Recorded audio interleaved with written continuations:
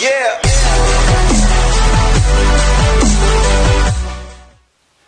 Hey everyone, very glad to bring you another review today on this channel, on the 4th of July nonetheless, and what better movie to review on the 4th of July than one about Korean immigrants? I don't know. But still, this time I will be talking about the latest from A24, Past Lives, directed by Celine Song, starring Greta Lee, Tae Yoo, and John Magaro. And obviously this was a huge hit coming out of Sundance, probably the one I've heard the most about and the one I was the most excited for coming out of that festival. And a lot of people are saying this is one of the frontrunners already to win Best Picture. So that's some pretty bold praise all across the board. Probably one of the most universally acclaimed films of the year besides Across the Spider-Verse. So naturally I was looking forward to this movie. And my goodness, I'll just say it right off the bat. One of the best movies of the year. This should come as no surprise. But this truly is such a beautiful human story in a way that feels so specific in regards to situation, but so universal in so many different ways. And obviously, if you don't know, the story is about this Korean man and woman, the woman of which left Korea when she was a child, and they had like this childhood crush on each other. And the story is basically about them reconnecting over the years until eventually he finally takes a trip to New York to visit her. And she's married at this point, and really kind of explores the what-ifs, if you will, of this relationship that seemingly never lost its sense of importance in their lives, but always seemed a bit impossible at the same time. And this is a film, look, I'll say right off the bat, it's very slow, and that's not a bad thing at all, because this is a perfectly paced movie. And I think the editing really is what anchors this together in some ways. Like, there'll be like certain insert shots and cuts that they make, and it's timed so perfectly with the natural flow of this movie. And this is such a natural feeling film. Like, even small, subtle interactions when Greta Lee is in bed with her husband, who's played by John Magaro, it's just like the way they speak to each other. And just the volume, everything about it, it's so natural. It's so real to human experience in a way that I think not every film can pick up on these nuances. And just the performances themselves, my goodness, they are so subtle but in a way that is so effective. Especially Greta Lee, obviously as the lead here. And what she has to do is really, really, really interesting, because obviously a lot of the story is kind of like talking about the disconnection from one's own culture, because obviously she leaves Korea when she's young. Her family moves to Canada, and then it becomes a point where it's like English is her primary way of communication, but still there's something where it's like, on one hand, she feels disconnected from her culture in a way that it's not a part of her everyday life. She even says, I just talked to you, Hae-sung, who's played by Tae Yoo, and her mother in Korean.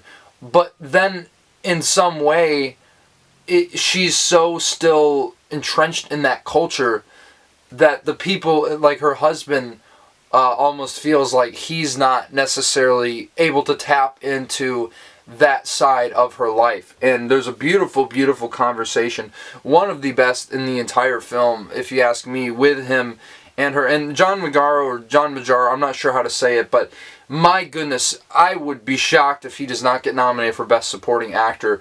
Really one of the best husbands in any movie. The way he's so understanding of the situation, yet still feels so conflicted and almost insecure about it.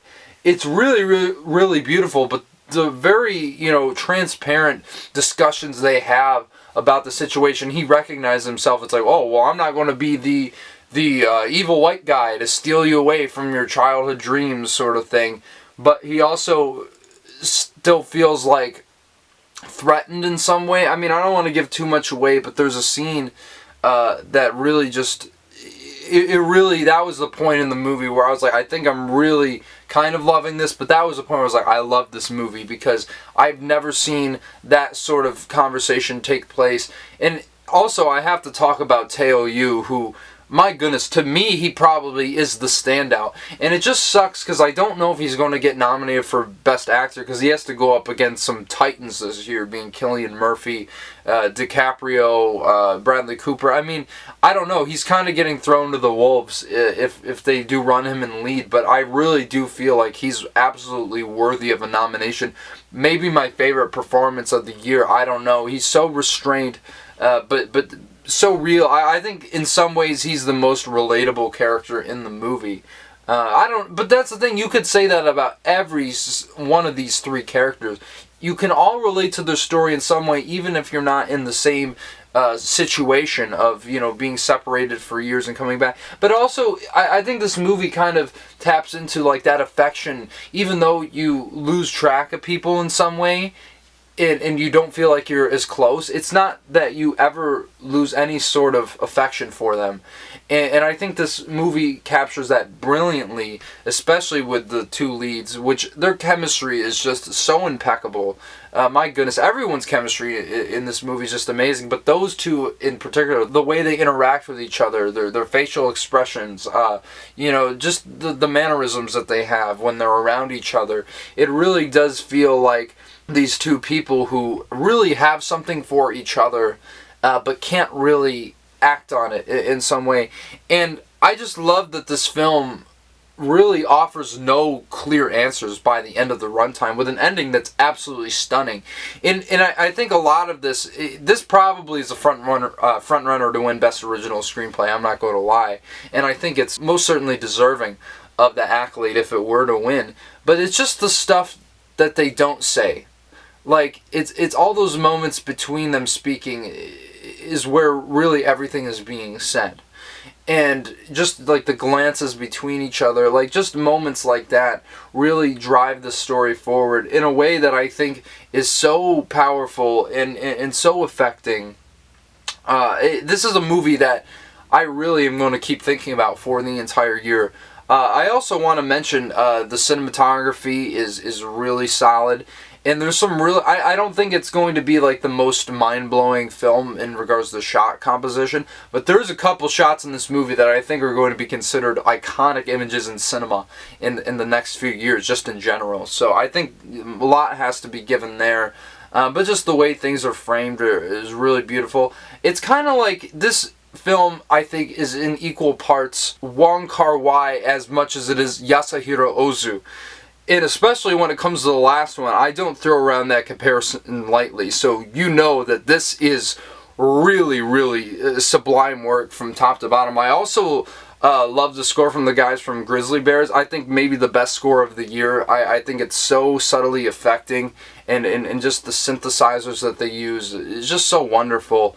Yeah, I really absolutely love this movie. If I had any complaints about it, part of this might be subjective, but I also want to compare this to Linklater a bit with the Before movies, because without spoiling it, it kind of feels like the first two Before movies condensed into one.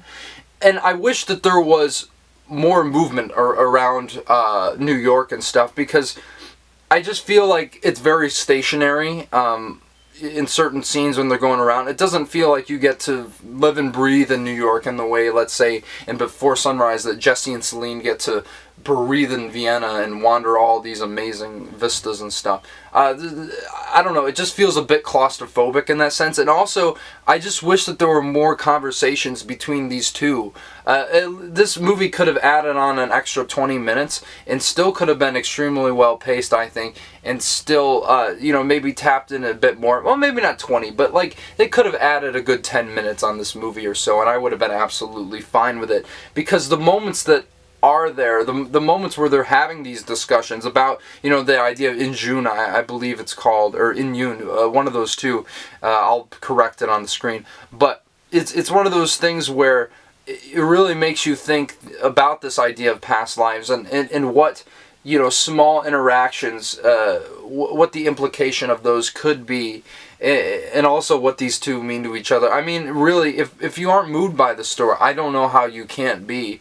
It just absolutely is a sublime film. Honestly, I don't say this about many independent films, but I would love to see a sequel to this one, because where this film ends off raises some interesting questions. As I said, it doesn't give you a clear answer, and maybe that's the point. Maybe we don't need a sequel, but I would love to see another story in this universe with these characters. And yeah, I mean, this is absolutely a phenomenal film. Maybe not the most rewatchable to me, but I cannot wait to see this once it hits Blu-ray and streaming and whatnot, because I'm definitely going to give this another glance over. You aren't going to find many better movies this year so far, and I just think in general. So yeah, I'm going to give Past Lives 9 out of 10. I think Celine's song for her debut film really knocked this out of the park. I don't see there being a better directorial debut this entire year. And it's going to be hard to find better films this year, like I said. But yeah, guys, let me know if you've seen Past Lives. Do you agree with what I'm saying? I really don't know how you can't, but I know, some people aren't as huge on it for some reason. But yeah, I mean, let me know regardless what you think. And of course, smash the like button if you want to see more content here, and subscribe to this channel. It's going to be a little bit of a light week this time around, but next week we are going to be finally seeing Mission Impossible Dead Reckoning Part 1. My goodness, my hype for that movie is through the roof. I cannot wait to watch Tom Cruise jump off cliffs and share my thoughts on it with you once I see that, so please stay tuned for that. And of course, the next episode this week of the Nathaniel, Ahart, and Johnny Radio's Top 100 Albums of the 21st Century. You're not going to want to miss that, and it's going to be on John's channel this week, so please check that out. And yeah, guys, until next time, I will see you later. Have a good week, and have a good life, I guess.